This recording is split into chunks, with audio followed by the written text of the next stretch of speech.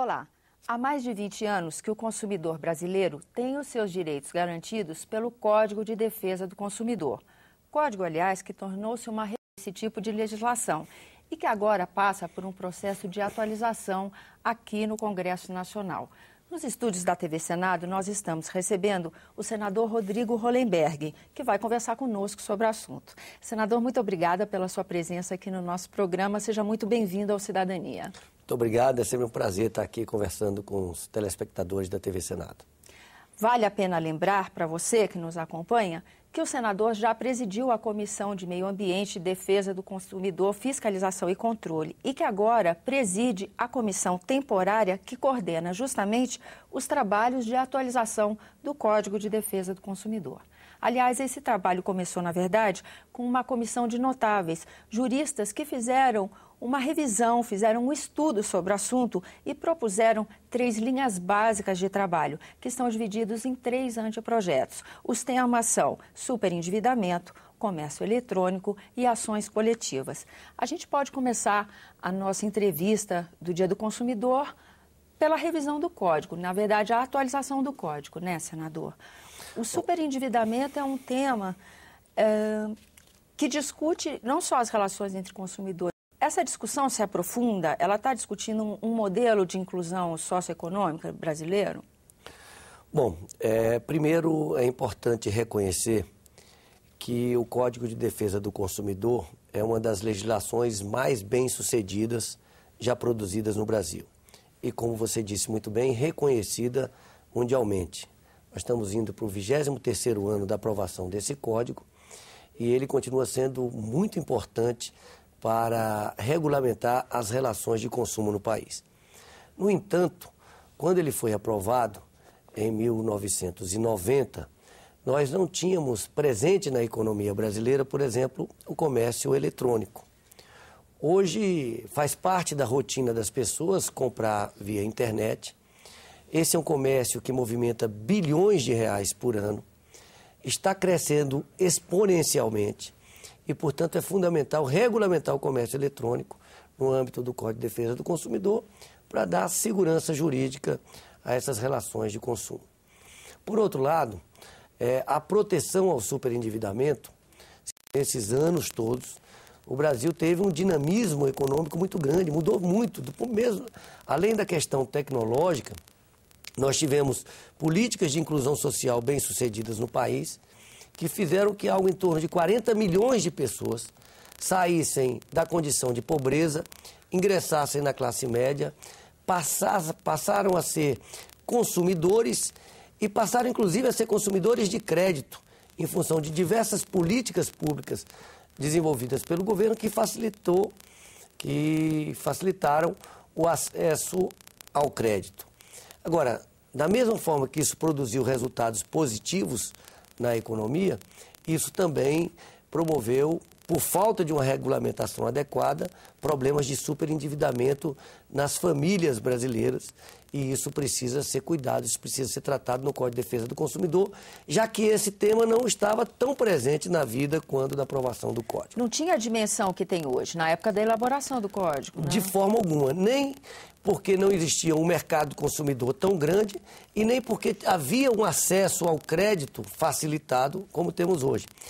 Para você ter uma ideia da importância do consumo no nosso país, nesses momentos de crise econômica que vivemos recentemente, das principais crises econômicas mundiais, a alternativa utilizada pelo governo brasileiro como estratégia para o enfrentamento da crise foi estimular o consumo. E que foi bem sucedido em alguns momentos. Claro, agora temos que também recuperar a capacidade de investimento, mas o consumo foi muito importante para segurar a economia brasileira. E é claro que, em função disso, houve uma facilidade de acesso ao crédito, mas isso também trouxe problemas de superendividamento que muitas vezes trazem intranquilidade, infelicidade, insegurança para diversas famílias brasileiras. Por outro lado, as ações coletivas. Nós temos hoje um volume muito grande de ações individuais que sobrecarregam a justiça, né, na discussão dos direitos do consumidor. Daí a importância de regulamentar o acesso coletivo à justiça, facilitando para os consumidores e facilitando para o Poder Judiciário. Ao mesmo tempo, é importante também fortalecer os PROCONs.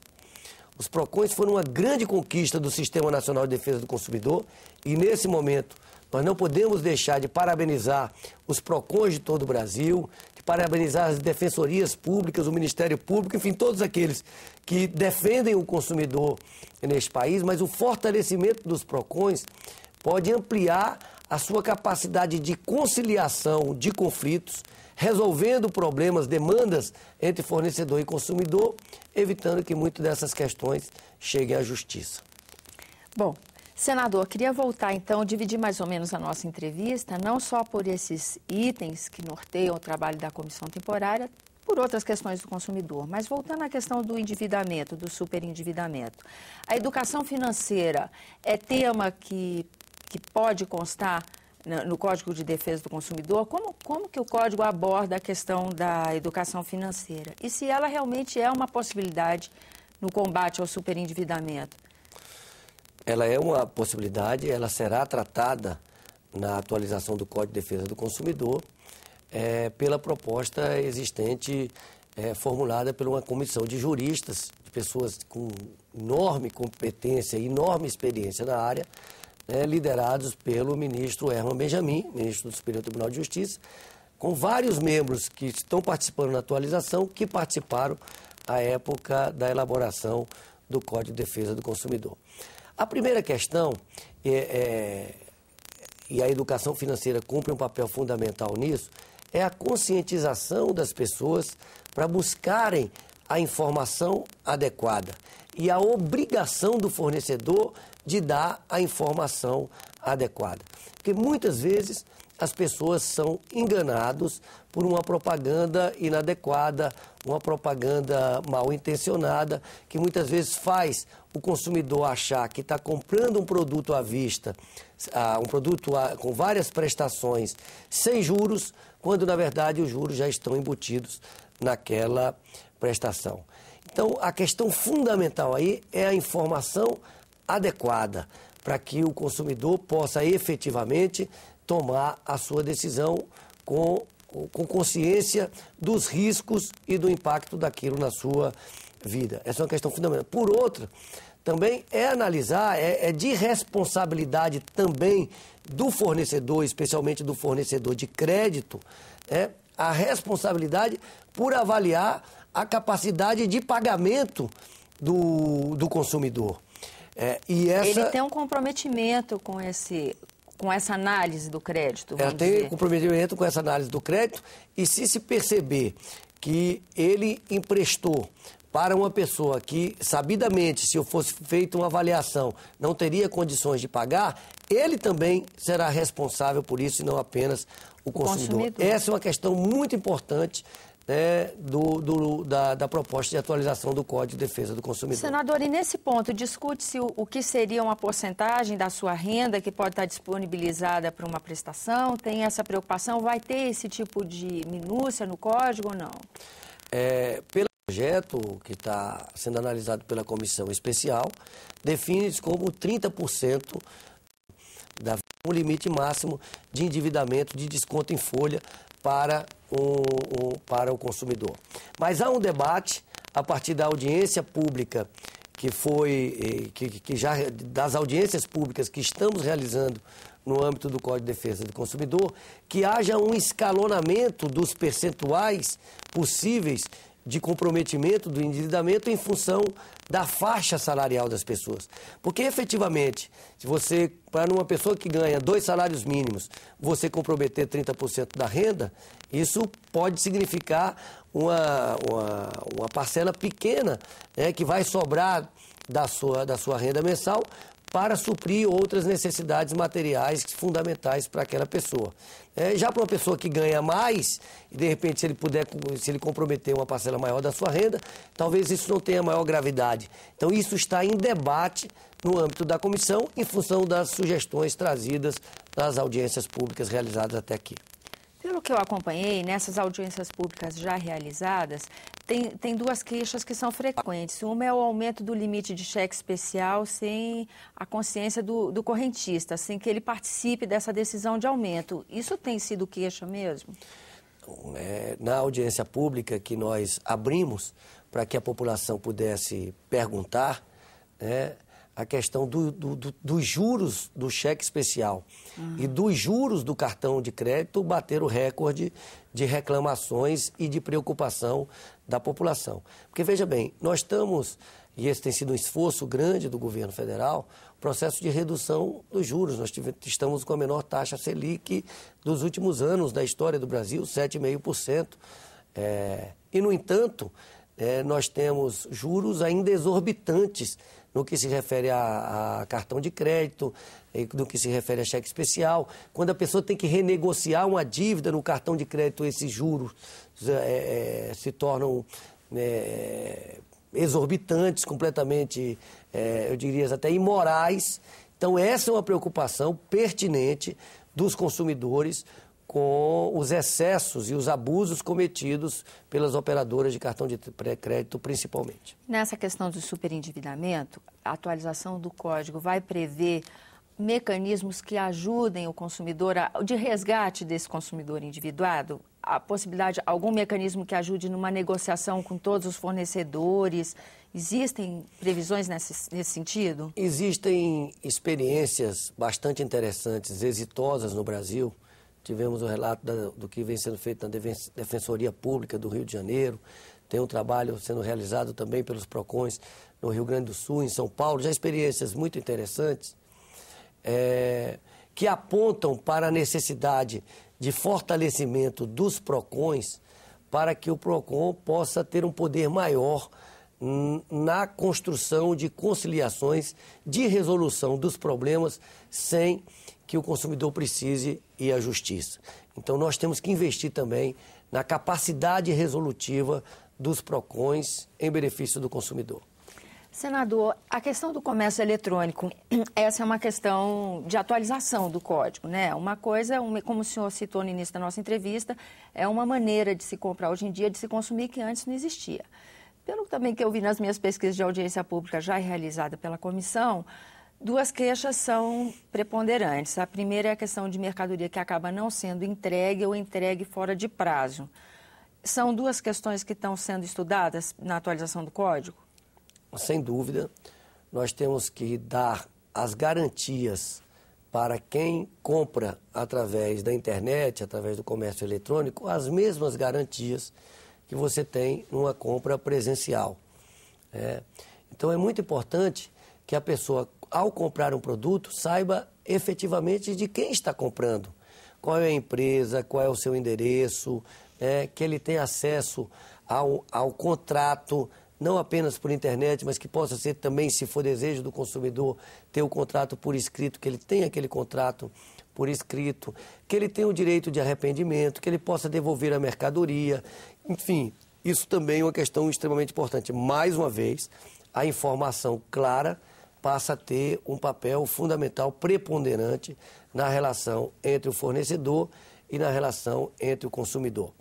E essa é uma questão fundamental, porque, embora nós tenhamos tido oscilações nas taxas de crescimento do nosso país nos últimos anos, tivemos uma grande taxa de crescimento no ano de 2010, tivemos uma modesta em 2011 e uma muito pequena em 2012, mas a taxa de crescimento do comércio eletrônico, das transações feitas via internet, elas estão aumentando exponencialmente e tendem a aumentar cada vez mais. Isso é um conforto para a população, né? A utilização desses recursos tecnológicos que hoje estão e estarão cada vez mais à disposição da população, mas é fundamental que a pessoa possa exercitar esse direito, né, com toda tranquilidade e segurança jurídica. A preservação dos dados cadastrais do consumidor também é questão na revisão do Código?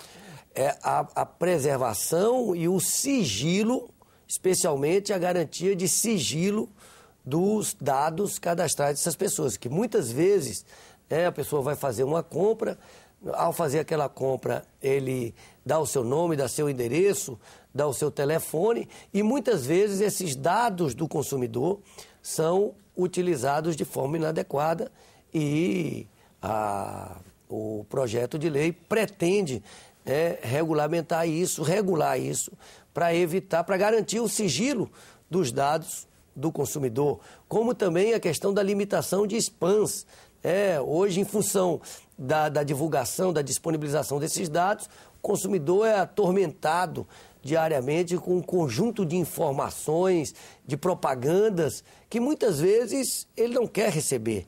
Então, a regulamentação de que ele só pode receber a correspondência de uma determinada empresa se ele disser efetivamente, se manifestar de que quer receber aquela correspondência, a garantia da privacidade, enfim, são questões que precisam estar asseguradas no comércio eletrônico. Quanto às ações coletivas, elas ajudam a dar um fluxo maior de decisão às demandas, porque também o número de queixas pelas redes sociais, pelo que eu vi, aumentaram muito, né? A manifestação do consumidor. O senhor falou, esse é um código muito cidadão.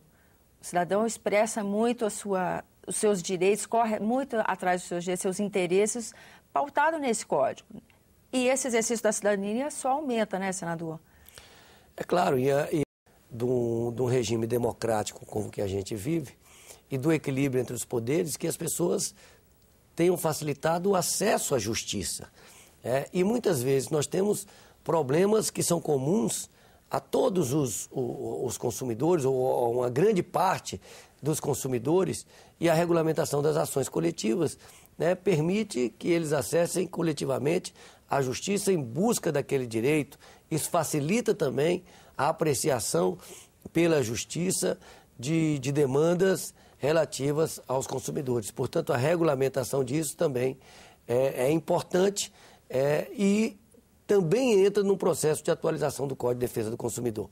Nós estamos recebendo também outras demandas, é natural, num conjunto de senadores que querem aproveitar essa revisão do Código de Defesa do Consumidor para aperfeiçoá-lo em outras temáticas. Por exemplo, já foram levantadas diversas questões no âmbito da comissão.